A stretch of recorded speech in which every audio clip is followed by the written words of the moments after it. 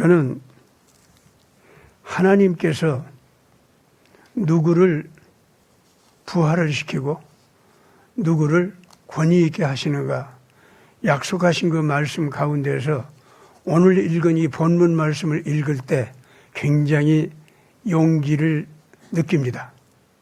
여기 보니까 의로운 행동의 점수가 좋은 사람이 있잖아요. 그런 사람은 말할 것도 없죠. 하나님께서 당연히 부활시키고 기업고 의의 거룩한 권위를 가지고 일하게 하시죠. 그런데 그렇게 부활하면서 의의 거룩한 권위를 갖는 사람 가운데서 제일 그 하위 점수를 받은 사람이 있지. 그게 누구냐 이거야. 보니까 여기 나와요. 오늘 읽은 말씀 여러분들 잘 기억해 주시기 바랍니다. 거기 보니까 여호와 하나님께서는 하늘 가장 높은 보좌에 앉아 계시는 분이지만은 동시에 이 땅 위에 마음이 상해서 하나님 앞에 몹시 괴로워하고 미안해하는 자, 하나님의 의를 감당을 못해가지고 그걸 제대로 하지를 못했어. 아직 회개도 제대로 못했어. 자기 혼자 끙끙 앓면서 괴로워하는 사람이 있죠. 예, 하나님께서는 가장 높고 거룩한 곳에 계신 분이지만은 지상에서는 동시에 누구하고 함께 계시냐 하면은 이와 같이 의의가 무엇인지 알기는 알았는데 그걸 제대로 행하지 못해가지고 괴로워하고 아파하고 하나님 앞에 차마 나와서 제가 잘못했습니다. 나 좀 봐주십시오 소리도 못해 아직. 이렇게 통회하고 마음속에 그 괴로움이 있는 사람이 있죠. 이런 사람과 하나님은 같이 계시다는 거예요. 그 다음에 이제 자기가 하나님 뜻대로 행하지 못했기 때문에 괴로워서 이제 회개를 한 사람이 있단 말이야. 그 회개를 한 사람의 특징이 있어요. 그 사람은 무조건 겸손합니다. 전혀 자기가 어떤 면에서든지 자기가 잘났다는 느낌이 없어요. 아주 겸손합니다. 그래서 의의를 하나 자기가 행할지라도 자랑할 마음이 전혀 없고 또 내가 행했어도 그거 하나님께서 행하게 했지 내가 잘나서 내 힘으로 한 거 아니야. 그 사람은 그렇게 스스로 알아요. 왜냐하면은 그 사람이 회개한 것이 왜 회개했어? 자기가 잘못해.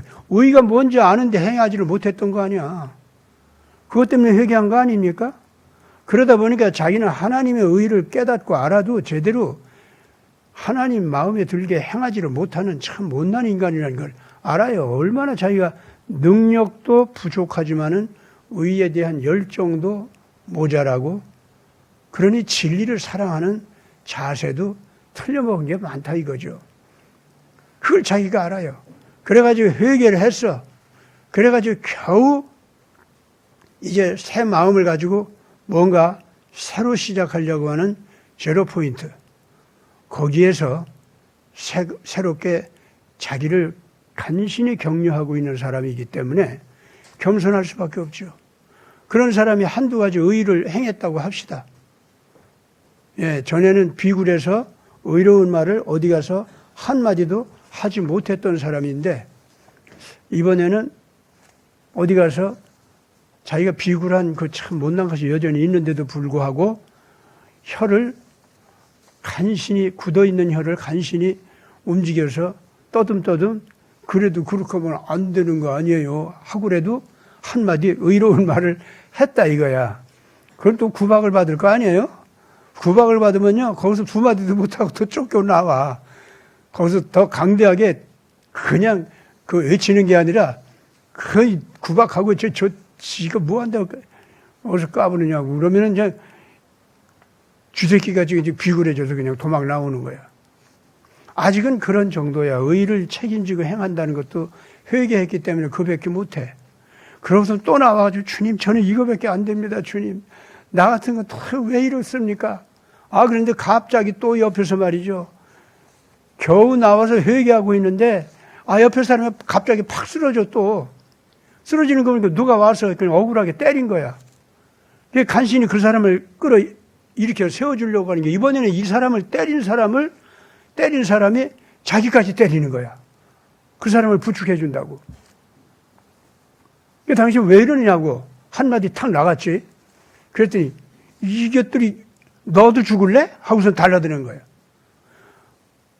그때 이 폭력자에게 자기가 그냥 가만히 있으면은 맞고 쓰러지는 사람이 이제 더 맞게 생겼고, 그렇게 생겼어. 그래서 자기가 나는 이 사람하고 상관없는 사람이지만 그래도 쓰러지는 사람 도와주려고 그러는데 뭐가 잘못이에요? 이런 정도로밖에 변명을 못했다가 이게 하고 달라드니까 야 이거 봐라 해가지고 그 겸손했던 사람, 겸손하죠. 여전히 아직 내가 의를 향하는 데 있어서는 아주 참 아직도 내 비굴하고 부족한 게 많다. 그런 게 있지만은 지금 당장 폭력배가 그러고 달라드니까 그때는 우선 첫 번째 이 쓰러진 사람이 또 맞겠다 싶어서 그건 막아야 되겠고, 두 번째로 자기를 모멸하면서 사정없이 폭력질을 하려고 하는 그걸 바라볼 때 못 견디겠어. 그래가지고 지금 금방 의로운 소리 하고 나왔을 때는 겨우 몇 마디밖에 못하고 나왔던 그 사람이 그 폭력배 앞에서는 당신이 이러는 거 아니야. 왜 이렇게 쓰러지는 사람을 갖다 함부로 폭력을 가지고 이렇게 달라드는 거예요, 뭐. 하고선 자기가 맞거나 말거나 그 사람을 딱 막아서가지고 한마디 팍 나갔겠다. 그러니까 주먹이 안 들어오나? 그냥 발길질로 들어오고 주먹이 들어오고, 그래서 입에서 피가 나오고 그 쓰러졌어. 그런데 거기서 말이죠. 오기가 나는 거예요. 그렇게 비굴했던 사람이, 그렇게 강한 자들 앞에서 언제나 덜덜 떨었던 사람이 그 자리에서 자기도 모르게 더 피투성이가 되어 맞는다 할지라도 다시 일어서서 얘기하게 되는 거예요.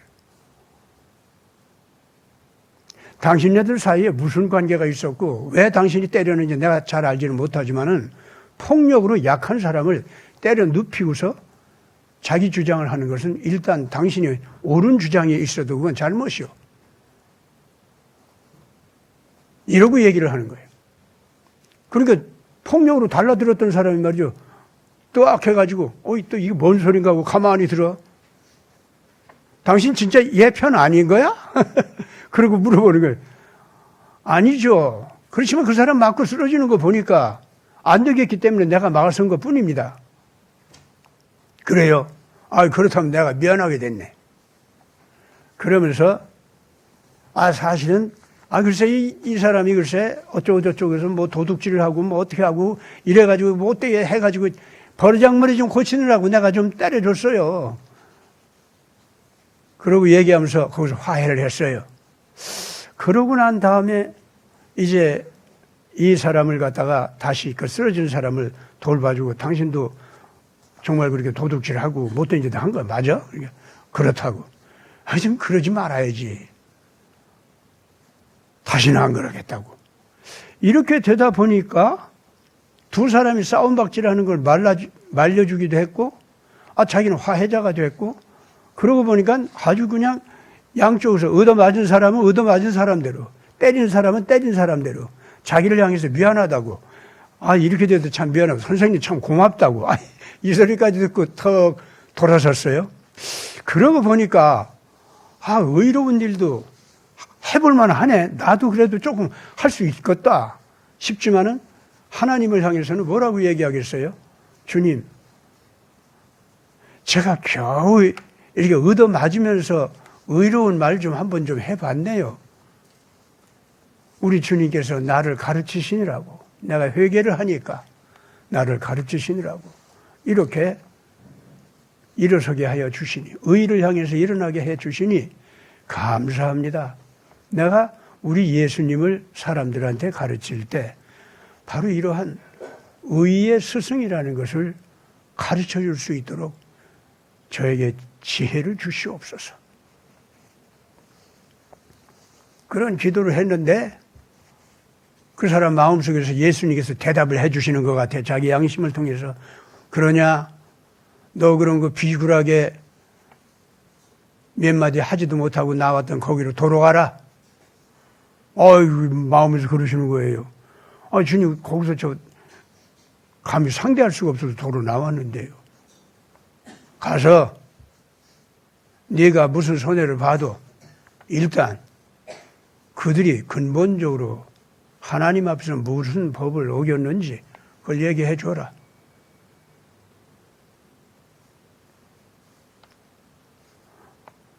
그러면 그렇게 되니까 그 권력 있는 사람들이 자기를 끌고 가서 어떻게 할지 또 혹시 몰라서 이제 사상범으로 몰아가지고 자기를 갖다가 잡아갈지도 모르고 이게 또 겁나는 거야, 금방. 그래, 그들이 사상범으로 모는 것이 그렇게 겁나냐? 또 비굴해질래?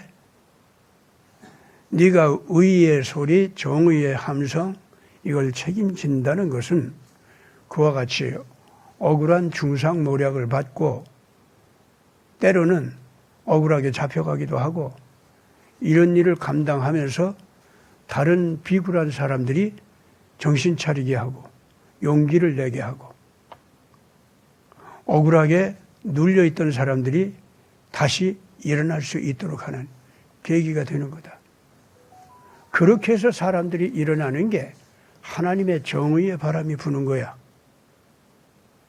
오늘날 내가 이 악한 세대 속에서 바로 이렇게 연약한 의인들, 연약한 의인이기 때문에 나는 비굴합니다 하고 우는 사람들, 그렇게 통회하고 자복하면서 하나님 나에게 용기를 주시고 나에게 지혜를 더하여 주시고 불의한 자들의 폭력에 맞서서 선으로 상대할 수 있는 권위를 허락해 주시옵소서 하고 통해 자복하면서 이 사람들이 기도하게 만들었고 그 겸손한 사람들이 다시 이렇게 내 충고를 받고 악한 자들 앞에 세워서 가서 말을 하게 하는 것.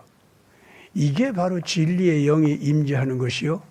이것이 바로 저 높은 하늘 보좌에 있는 내가 통해 자복하는 너희들 틈에 내려와서 너희들과 함께 한다는 증거 아니겠냐? 너 여기서 또 나를 갖다가 구박하고 내가 가르쳐주는 이 소리를 안 한다고 치자.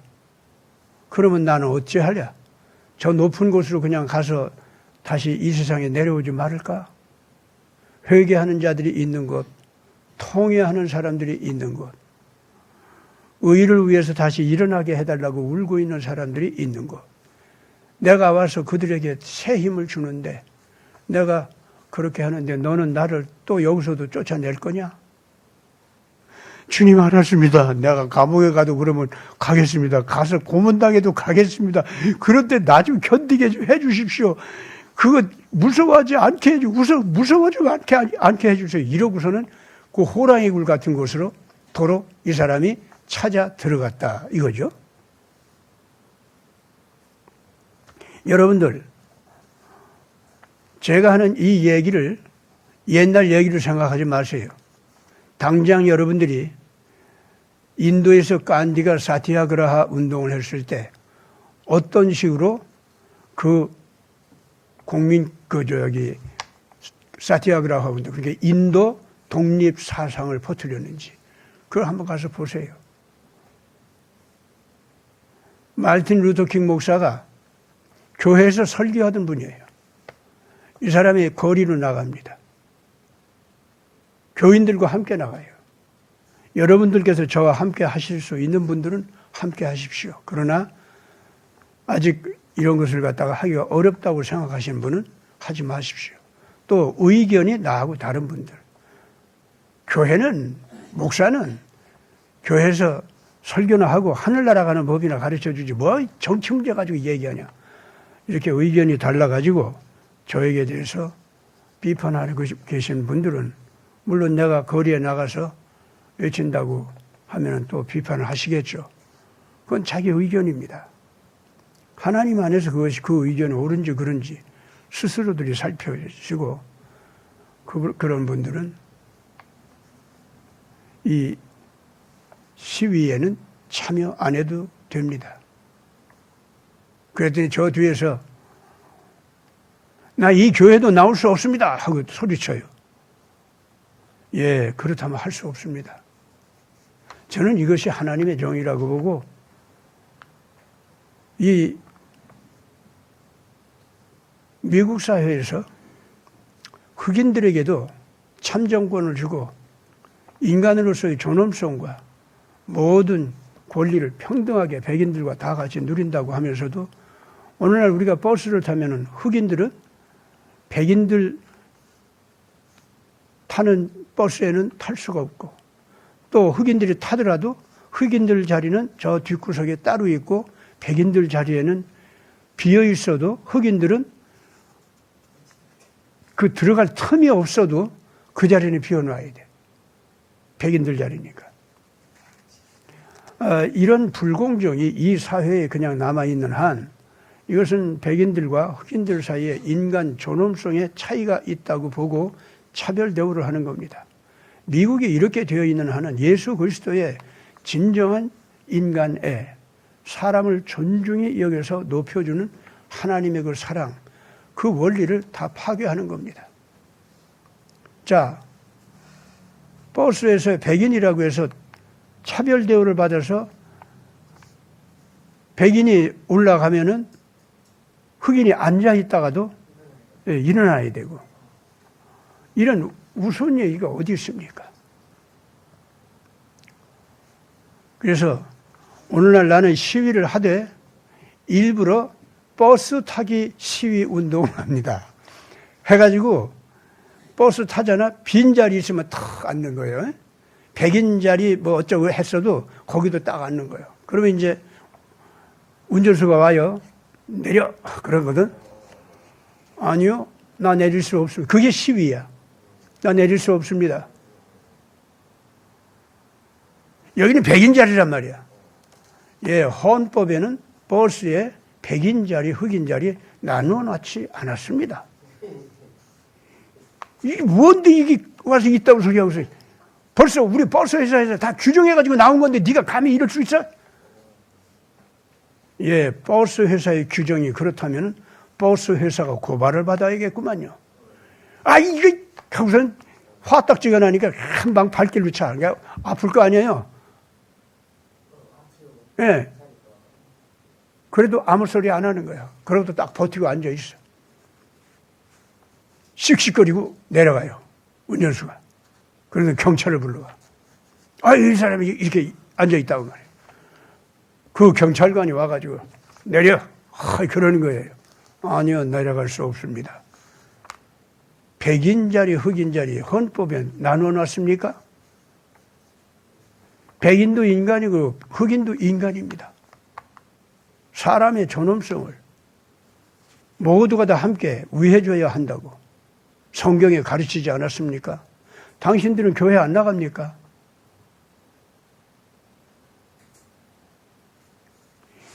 성경에 그렇게 했어도 이 세상에서 흑인과 백인은 차이가 너무 많고 너희들은 냄새가 나고 백인들은 냄새가 안 나고 차이가 많잖아.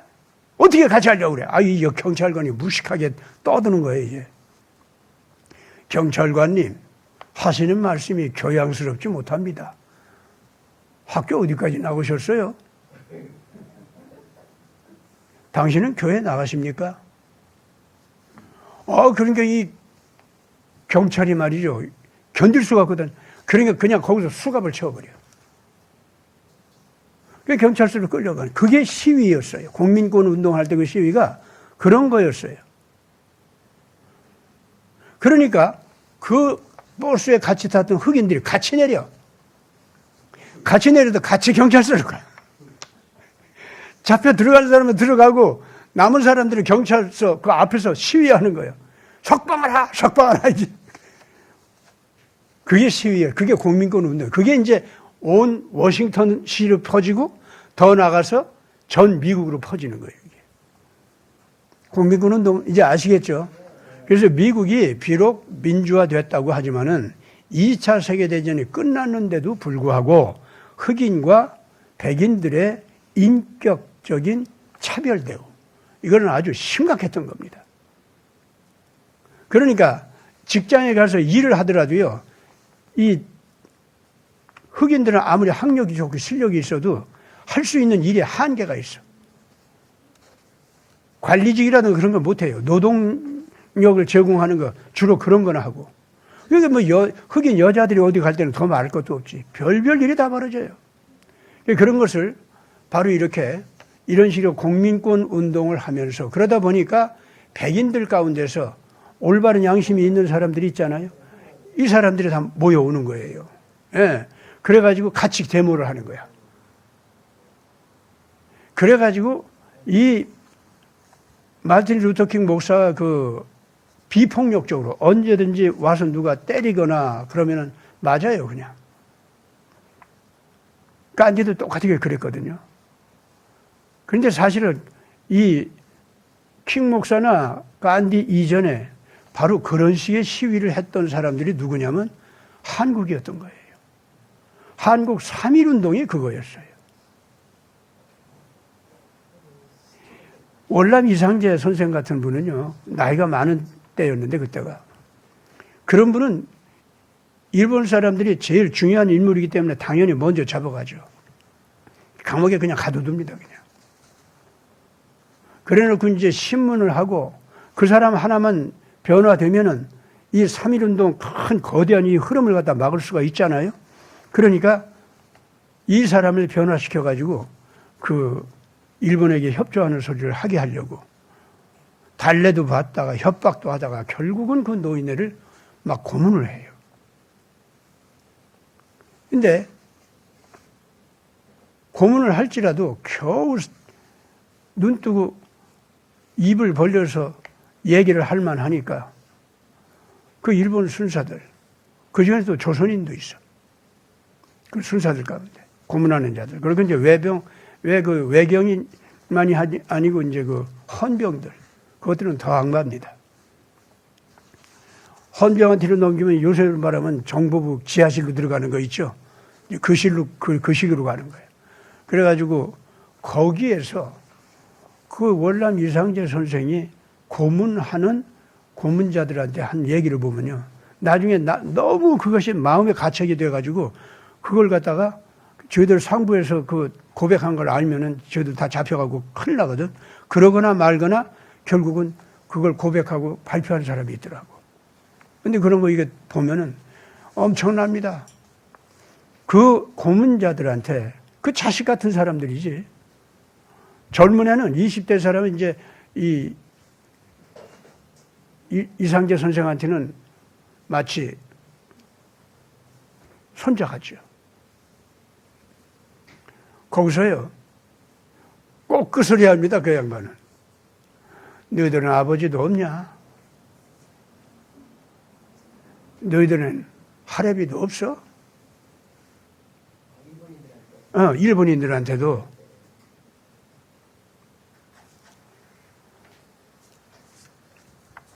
가서 너희 할애비나 아비한테 한번 물어봐라.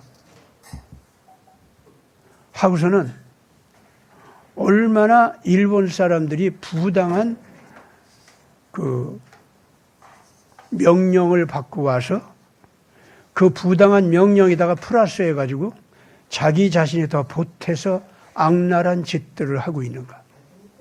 예. 그런 걸 갖다가 얘기를 해줘요. 그러고서는 이또 히로부미라면 걔들은 뭐 아주 그냥 벌벌 떨고 그냥 이미 죽은 사람이지만 그 앞에 절을 하고 이런 정도거든. 이름만 들어도. 일본 애들은 그래요. 그런데 그 이또 히로부미가 얼마나 그 악마 같은 정치가였는가. 잔인한 정치가였는가. 그러면서 일본의 영광을 위해서 그와 같은 기가 막힌 학살을 많이 벌려도 정의롭다고 외치던 정치가였다는 거. 이런 걸 갖다가 얘기를 해줘요. 그러니 얼마나 얄미워요. 얼마나 무섭겠습니까? 이 노인네가 나가면 무슨 소리 할지 모르잖아요, 진짜. 그래가지고 결국은 그러니까 이 33인 가운데 월남 이상재 선생의 이름은 안 들어있거든요. 예. 그런데 33인을 다 모아드리는 분이 바로 이분이야. 3.1운동을 어떻게 할지 그것까지 가르쳐준 분이 이분이야. 그러면서 그거를 갖다 시행하게 했는데 그 이상재 선생이 가서 일을 하기 이전에 이상재 선생은 먼저 의심을 받아서 잡혀간 거예요. 그 남은 사람들이 목숨을 걸고 그걸 이제 특히 이제 그 기독교 중심으로다가 남강 이승훈 장로 있죠? 예. 사실 이분이 대표였죠. 그때 그 손병이 그 사람은 재정적으로 많이 대준 거예요.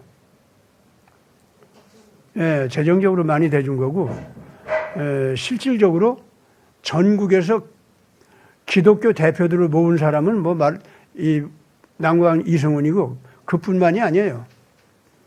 기본적으로 전체 33인들 전체를 갖다가 다 끌어 모은 것이 손병이 그분은 자기 그 종교 집단 있죠?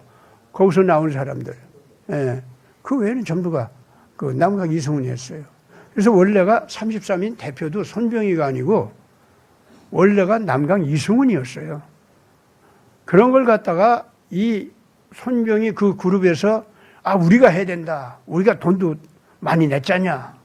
그러니까 개 종교 집단, 각 기파 종교 집단으로 봐서 제일 많이 돈 많이 낸 건 그래도 우리 아니냐. 전체적으로 보면 기독교 집단이 많이 냈죠. 그러나 기독교 집단은 그때 당시에 거기 그 민족 대표로 나온 분들이 전부 외경 또는 외헌병들한테 이렇게 의심을 받아가지고 조사를 당하고 그래서 교회 돈이 조금이라도 이 독립운동에 넘어오고 그러면은 당장 다 잡혀가요. 그래서 돈을 내놓지를 못했어요. 교회 쪽에서는. 그래서 그냥 몰래 크리스찬들이 이렇게 따로 이렇게 개인적으로 주는 것 같이 이름 없이 이렇게 오는 돈을 가지고 했었기 때문에 기독교 돈이 겉으로 봐서 상대적으로 적었습니다. 그때. 실제로 모은 만세운동에 참여한 사람들은 거의 크리스찬들이었죠. 그런데 지금 우리가 이렇게 보면은 3.1운동을 보면은 지금 마르틴 루터킹 목사가 하는 그런 식의 시위 운동이 있잖아요. 그것이 20세기에 들어와서 맨 처음 시작된 곳이 바로 3.1운동 때였어요. 이 월남 이상재 선생은 얘기할 것도 없고 그 33 민족대표 33은 전부가 다 잡혀가고 고문당하고 그랬거든요. 우리가 잘 알고 있는 길선주 목사님 그때 잡혀가서 너무너무 고생했어요. 33인 중에 한 분인데 그래가지고 거기 잡혀 있는 동안 할 수 없이 항복하는 것 같이 말씀한 걸로 그렇게 나와요. 그런데 나온 다음에 또 똑같아. 길선주 목사 같은 분은 그때 당시 3.1운동 전에 보면은요, 요한계시록 있죠. 얼마나 많이 읽어댔는지 10,000번 읽었다 하는 만독 계시록 강사다 해가지고 그분은 부흥에 다닐 때마다 계시록을 가지고 했어요. 할 때마다 그분이 하는 얘기는 조선 사람은 반드시 하나님의 은혜로 독립을 한다는 거예요. 해방이 되고 독립이 된다는 거예요. 그리고 일본 사람들이 조선에 와서 이렇게 침략을 하고 학살을 하고 수탈을 하고 이렇게 하는 거. 그리고 문화까지 다 빼앗고 이런 짓을 하는 것은 이런 보통 만행이 아니다. 특히 이제 역사를 파괴하고 그 거짓말 역사를 지어내고 하는 거 있죠. 그거는 아주 그 한민족의 영혼을 완전히 죽여버리는 그런 것이기 때문에 무엇보다도 하나님께서 하나님 자신을 모독하는 것 이상으로 분노하십니다. 일본 사람들이 지금까지도 그 악을 범하고 있는데 그 악을 범하고 있는 그 무리들은 하나님의 무서운 징계를 받습니다. 반드시 받습니다. 일본 국가라고 하는 것이 그와 같이 남의 역사를 거짓말하고 도둑질하고 남의 영혼을 훔쳐먹으려고 하는 거 있잖아요. 그래가지고 끝까지 자기네들이 이 한국 사람들의 은혜로 문화적인 역사를 출발시킨 사람들이 거꾸로 자기들이 한국한테 문화를 나누어주고 키워줬대. 저들이. 한반도가 저들의 덕으로 자라났대. 지금 현재는요, 학자들이 일본 역사의 그 거짓말을 다 알아내가지고 실질적으로 일본의 어머니 문화는 한국 아니냐. 너희들은 어머니를 욕되게 했고 그동안 어머니를 갖다가 아주 모독을 한 것이다. 지금 현재 그걸 갖다가 일본의 젊은 애들이 알았어요. 그래가지고 안 걸로 끝나는 게 아니라 자기네들 아버지, 할아버지 세대에 대해서 반항하기 시작했습니다. 그것 때문에 할아버지, 아버지 세대가 아버지 세대는 굉장히 반성을 많이 하고 고쳤어요. 왜냐하면 그 사람들은 외정시대에 악을 저질렀던 세대는 아니거든요. 그 사람들은 자기들 아버지 세대예요. 그러니까 현재 젊은 애들의 할아버지 세대 있죠? 그때 세대 사람들이야. 할아버지 세대도 아주 어린 시대예요. 정조 할아버지 때 그때 특히 그 악을 많이 저지른 거예요. 그렇기 때문에 젊은 애들이 첫째는 저희들 할머니, 할아버지 역사를 부끄러워하고 두 번째는 그 범죄 때문에 결과적으로 일본이 2차 세계대전 때 철저하게 멸망을 해가지고 일본이 파탄이 된 거 있지 않습니까?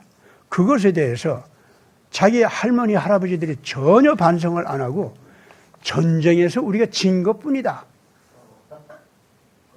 네. 그렇게 하면서 이 조선 저런 것들은 우리가 다시 먹어야 할 밥이다. 우리에게 복종하고 우리에게 순종해야 된다. 생각해봐라. 6.25 전쟁 때 우리가 준 돈이 아니었으면 한국이 어떻게 일어나? 이건 순 거짓말이거든요. 그건. 저희들이 무슨 돈을 줬어요? 3억 달러? 자기네들이 하도 한국 사람들을 괴롭힌 것 때문에 그것 때문에 돈을 갖다 조금 갚아준다는 식으로 한 거예요. 그 악마들이에요. 그거 3억 달러 가지고 뭘 해요? 그걸 가지고. 뭘 그게 배상금이에요? 그게. 악마들입니다. 그 세대 사람들은 정말 그 정신이 악마들이에요. 진짜. 그래서 지진으로 망하든 화산으로 망하든 쓰나미로 망하든 망할 수밖에 없어요. 저 사람들은. 아니면은 다른 거대한 군대가 와서 멸망시켜도 멸망시킵니다. 그 군대 중에서 가장 강력한 심판 군대가 누군 줄 압니까? 아니요. 한국이에요, 한국. 왜냐하면 한국의 사람들의 육체적인 생명도 학살하고 괴롭혔지만은 한국 역사를 왜곡시켜가지고 다 파괴시켰잖아요. 오늘 지금 현재 일본과 중공이 한국 역사 가지고 거짓말 해온 거 있잖아요. 이것 때문에 지금 현재 전체 세계가 분노하고 있어요. 그거 알아내가지고. 우리가 분노하는 건요, 우리 당사자니까 우리가 그렇다고 하지. 그런데 다른 세계 사람들이 왜 분노하는 줄 압니까? 한국 사람들이 기적적으로 저렇게 일어나는 것은 알고 보니까 기적이 아니다. 저 사람들의 DNA 속에 원래 저런 우리가 보기에는 기적에 해당되는 역사를 창출할 수 있는 그런 우수한 백성이다, 원래가. 근데 우리는 그걸 몰랐다. 왜? 일본과 중국이 한국을 하도 구박을 하고 하도 못난 민족으로 선전을 하고 그래가지고 역사적으로도 한국 민족이 얼마나 형편없는 족속인지 일본과 중국 소리만 가지고 그 특히 이제 학문도 말이죠.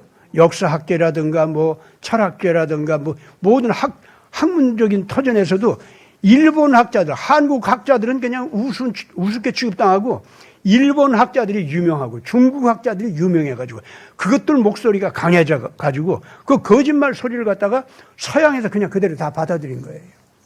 그래서 인류 문명 기원이 메소포타미아, 에집트, 인더스강, 인도, 그리고 황하다. 요렇게 꼭 그렇게 얘기하는데 거기서 한국은요, 아무것도 아닌 거예요. 중국 황하에 끼어들어가는 변방 문화야 그냥. 이렇게 서방 사람들도 그렇게 해석을 해왔었던 거예요. 근데 요새 지금 현재 와가지고 한국 사람들이 이 엄청난 힘을 가지고 일어나는 걸 보고 놀래가지고 이거 왜 이러냐 하고 조사를 해보니까 역사적으로 전부 조사하기 시작하니까 아닌 거야. 알고 보니까 일본과 중국이 거짓말을 해왔는 거야.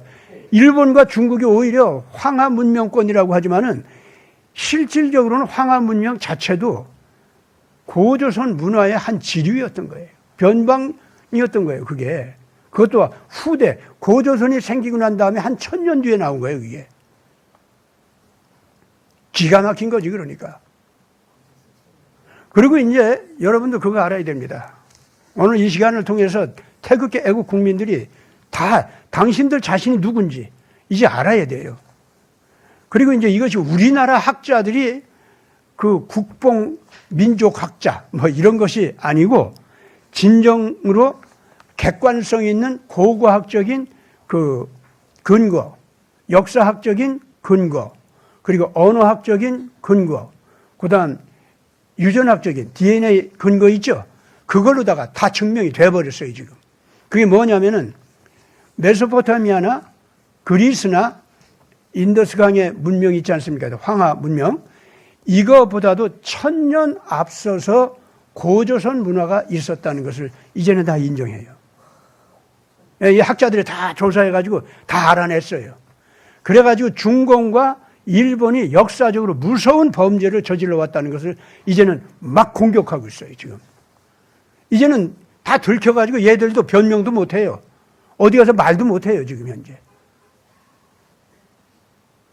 그래가지고 더군다나 중국이나 일본한테는 너희들의 아버지 문화요, 어머니 문화가 그 고조선 문화인데 거기서 너희들이 꽃 피어난 건데 결과적으로 너희들이 바벨로니아라든가 다른 이 메소포타미아 이쪽에서 더러운 영향을 받아가지고 고조선 문화를 갖다가 폭력적으로 괴롭히고 그걸 뒤집어 엎으려고 한 거 아니야, 너희들이.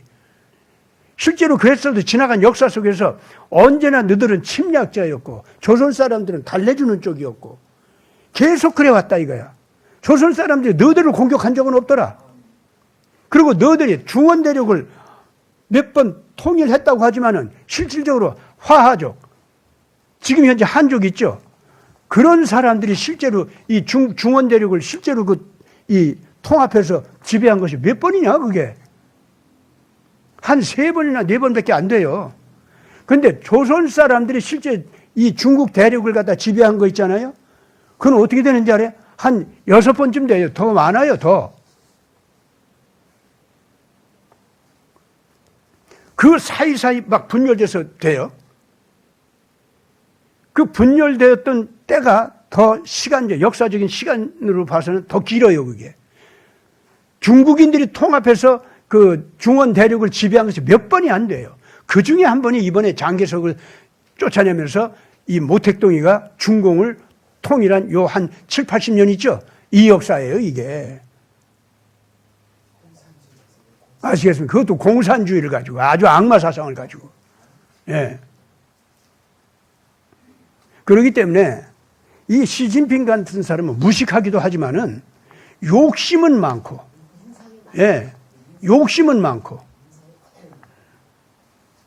그러면서 자기가 무슨 깊은 사상이나 깊은 전략이나 있는 것처럼 끙하니 웃는 것도 아니고, 우는 것도 아니고, 예. 고개 빼따닥 해가지고 말이죠. 얌전한 척 하는데 하는 짓 보면요. 아주 어리석고 우스운 욕심이나 부리는 그런 사람에 불과한 거예요, 지금 현재. 예.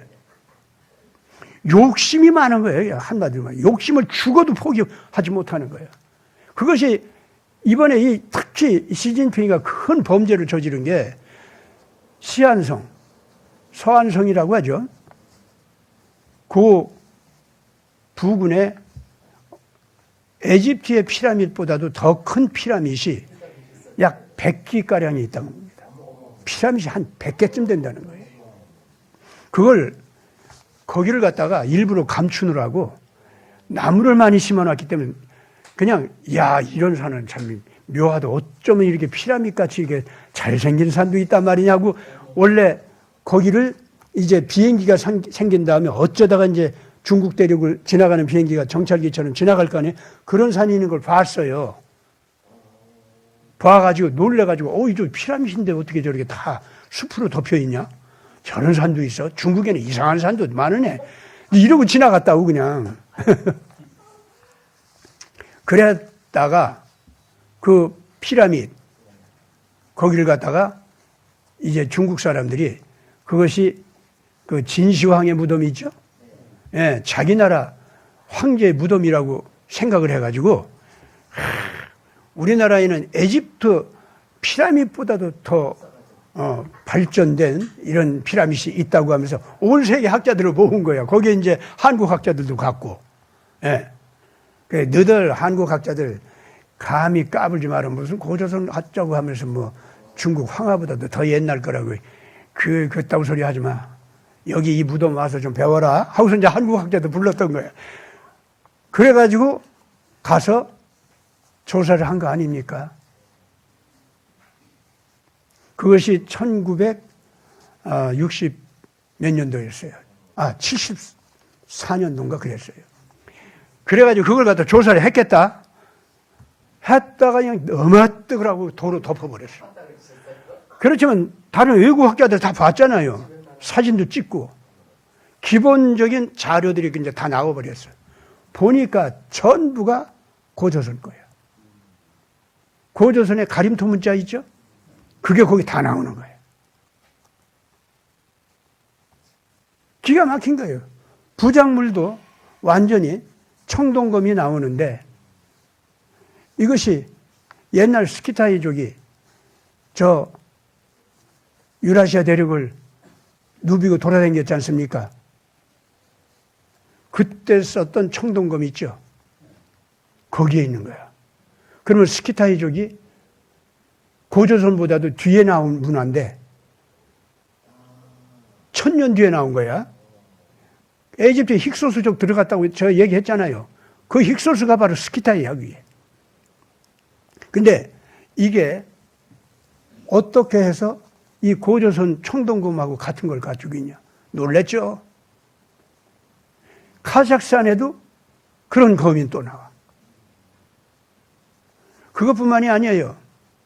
신라 금관 있죠? 예. 부여 금관. 신라 그 삼국시대 거죠. 그런 것이 그보다도 몇백 년 앞서는 카자흐스탄에서 똑같은 금관이 나와. 그래가지고 이것이 고조선 거라는 것이 이제 다 드러나서 홍산 쪽에서 나온 거 있지 않습니까? 이게 이제 최근에 나왔는데 그거는 홍산 쪽에서 나온 건요. 그 만주 쪽 아닙니까? 그거는. 그것도 고조선 거라는 게 다 드러났어. 지금 발칵 지금 역사계가 지금 다 뒤집어졌어요. 그래가지고 인류의 문명 기원은 고급 문화 기원은 결국은 고조선 쪽이 아니냐 하는 쪽으로 지금 돌아서기 시작하고 있어요. 따라서 히브리 민족이 성경을 기록했지 않습니까? 예.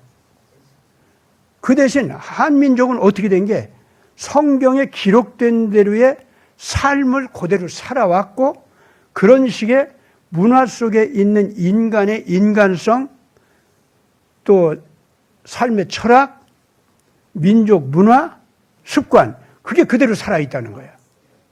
그러나 유대인들은 성경은 기록했지만 구약시대는 성경대로 사는 흔적이 있지만은 결국은 예수님 이후로는 예수님을 죽이고 난 다음에는 그런 성경대로의 삶하고는 아주 완전히 떠나버렸어요. 그래가지고 가장 세속적인 민족이 되어버렸어요.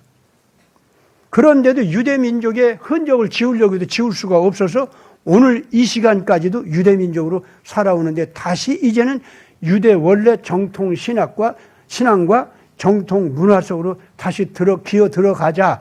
그렇게 하지 않으면 우리가 살 수도 없다. 이렇게 된 거예요. 그래가지고 다시 지금 현재 유대인들이 자기 옛날 성경 기록된 대로의 문화 속으로 오는데 아직은 예수를 안 받아들이는 거예요. 예수를 십자가에다가 죽인 거를 근본적으로 반성을 안 하고 있다는 겁니다. 아직도. 그런데 그런 상태에 있는 유대인들이 지금 와서 한국인들을 바라보고 우리 형제 민족이다 그러고 있어요. 그리고 한국인들이 예수를 너무 좋아하거든. 그 예수를 좋아하는 그것까지도 유대인들은 좋아해. 왜냐하면 예수를 받아들이다 보니까 한국 사람들이 유대인들을 사랑하고 잘못이 있어서 끌어안고 그 사람들이 억울한 일 당하면 그 사람들 편이 되어주고 자꾸 그러고 있단 말이에요. 그러다 보니까 유대인들이 온 세계에서 무조건 형제애 같은 뜨거운 정을 가지고 무조건 끌어안아주는 거 있죠. 이게 한국 사람들밖에 없다는 거야. 국가로서는 미국이 그랬어요, 원래. 국가로서는. 근데 미국에 딥스테이트 세력이 들어간 다음에는 딥스테이트가 원래가 유대인들 아닙니까? 그런데도 그 딥스테이트 악마 세력이 미국을 지배한 다음부터는 이 유대계 정통 신앙과 정통 문화와 유대 혈연적인 민족을 그렇게 또 구박을 해요. 하여튼 그 악마적 성격은 참 이상해요. 근데 국가로서는 신교 대표적인 국가인 미국이 딥스테이트가 와서 더럽혔어도 여전히 이스라엘 민족을 보호하려고 그래요. 민족으로서는요. 민족성을 가지고서 이 인간들 자체가 유대인이라면은 사랑해주고 유대인이라면은 괜히 그렇게 보호하고 싶고 유대인이라면 눈물겨워하는 것이 한국 사람들 그게. 그랬더니 그 왜 그런가 했어요. 이제 와서 보니까 형제라 이거야. DNA가 원래 통한다 이거야. 고조선 때부터 알고 보니까 유대인들이 이 한국 사람들하고 원래 헤어진 것이 욕단 때 헤어졌지 않습니까? 단군 때 헤어졌는데 서쪽과 동쪽으로 헤어졌어도 서쪽과 동쪽으로 계속 서로들 교호작용이 있었다는 겁니다. 일방적으로 유대인들만 동방으로 피난오고 동방으로 피난오고 일방적으로 그런 게 아니고 한국서도요. 계속 유대인들 쪽으로 또 갔어요. 서로들 교호 관계가 있었다 그 말입니다. 그래가지고 내면적으로 서로 통하고 있었던 겁니다. 지금 와서는 너무나도 그 근거들이 많이 드러났기 때문에 그걸 이제 부정하지 못해요. 뭐 DNA까지도 다 나와버렸기 때문에. 예. 그러고 보니까 나도 그러면 유대인들 피가 있다는 얘기요. 여러분들 다 그렇다는 얘기예요, 지금 현재. 예. 그래서 유대인들을 다 그렇게 아깝게 여기고 사랑해주고 불쌍하게 여겼던 거예요. 자, 오늘 이제 통회하는 자, 그리고 겸손한 자, 그런 사람에게 하나님께서 함께 하신다. 이 말씀. 하느라고 여기까지 얘기가 왔는데, 어때요? 역사적인 전거를 보니까, 자, 3.1운동, 사티아그라하 운동, 공민권 운동, 하나님께서 같이 하는 이유 알겠죠? 거기 하나님께서 같이 하실 수밖에 없어요. 다만, 사티아그라하 운동은 힌두이즘 영향을 받아가지고 예수님을 속죄양 메시아로 받아들이지 않고 도덕적인 스승 정도로만 받아들여요. 그러나 이제 한국과 미국, 여기에서는 예수님을 속죄양 메시아로 받아들이고 예수님 때문에 우리가 하나님 앞에 구원을 받고 영생함을 얻게 되고 하나님의 아가페적인 사랑을 진리의 원칙으로 알고 살 수 있도록 우리가 능력을 받게 되겠다. 이걸 우리가 믿는 거죠. 그러니까 겸손한 자, 그리고 통에 자복하는 자, 이런 사람들에게는 바로 이러한 속죄양 메시아, 그분의 사랑을 있는 그대로 받아들여서 내가 그 영을 받아가지고 나도 영생하게 되고 부활하게 되고 이 세상에서 한때는 의에 대해서 비굴했고 한때는 사랑을 실천하는 데 있어서 이기적으로 타산적으로 도망치고 그랬지만은 내가 이제부터는 예수님을 만난 이후에는 하나님의 의를 위해서 나를 희생하고 아가페 사랑을 위해서 나를 바칠 만큼 헌신하기로 작정하겠다 하고 일어서는 사람이 된다. 그 말입니다. 그렇게 일어서는 것이 부활이에요. 그렇게 일어서는 것은요, 영적으로만 부활한다, 인격적으로만 다시 거룩해졌다, 그런 뜻이 아닙니다. 육체도 부활하게 된다는 거예요. 아시겠습니까? 다시 오시는 예수님께서 우리를 휴거를 해서 이끌어 올리실 때 반드시 그런 사람들은 휴거를 함께 하게 되어 있다. 그런 뜻이에요. 여러분들 정말로 이제 이러한 예수님 안에서 진리를 위해서 내가 비굴하고 하나님의 사랑을 실천하는 데 있어서 타산적이었던 그것을 통해 자복하고 내가 좀 진리를 행해도 겸손하게 나로 인해서 내가 잘나서 행한 게 아니라 예수님의 영이 임재해서 내가 이걸 행하게 됐다. 정말 구원받았다는 증거로구나 하고 감사하는, 겸손히 감사하는 이런 자리에 있을 때 여러분 그러면은 휴거는 당연히 보장을 받고요. 반드시 부활하게 되고 영원한 삶을 향해서 갑니다. 영생을 향해서 가는 약속을 받은 사람들이 이 지상에서도 하나님의 정의를 실현하는 엘리야나 모세 같은 권위를 갖게 됩니다. 같이 기도합시다. 거룩하신 아버지 하나님, 우리가 아버지 하나님과 더불어서 함께 걸어간다고 하는 것은 의 앞에서 나를 정직하게 회개하고 자복하고 씻어내서 내가 겸손한 자리에 나아가는 것인 줄 믿습니다. 의를 행하게 됐어도 내가 잘나서 하는 것이 아니라 하나님의 진리의 영의 힘을 받아서 행하게 됐다고 하는 이 믿음을 갖게 되는 것, 이것이 바로 부활하는 자요, 휴거하는 자요, 이것이 바로 이 세상을 바꿔서 진리의 나라로 변하게 하는 하나님의 일꾼인 줄 믿습니다. 오늘 태극기를 들고 있는 모든 이 나라의 백성들이 바로 하나님 앞에서 부활하는 자가 되게 하여 주옵소서. 진정성 있게 예수 그리스도의 아가페 사랑의 원리 앞에서 자기 자신을 정결하게 씻어내고 그 거룩한 생명의 영을 받아서 행하기로 결단하게 하여 주옵소서. 모든 정의는 아가페 사랑을 실천하기로 작정할 때 지켜야 하는 윤리적인 법칙, 그것이 바로 정의인 줄 믿습니다. 사람이 아가페 사랑과 관계가 없는 정의를 얘기할 때는 정의를 실천할 때마다 자기 자랑이 되고 남을 찌르는 칼이 되며 결국 사람을 살리는 수술칼 노릇은 못하고 끊임없이 정의의 칼이라고 하면서 남을 쳐 죽이는 칼질만 하게 될 줄 믿습니다. 우리가 이렇게 하나님을 제대로 믿고 따르지 못하는, 예수 그리스도를 제대로 믿고 따르지 못하는 잘못된 정의감은 버리게 하여 주시옵소서. 우리 구주 예수 그리스도 이름으로 간절히 기도드리옵나이다. 아멘.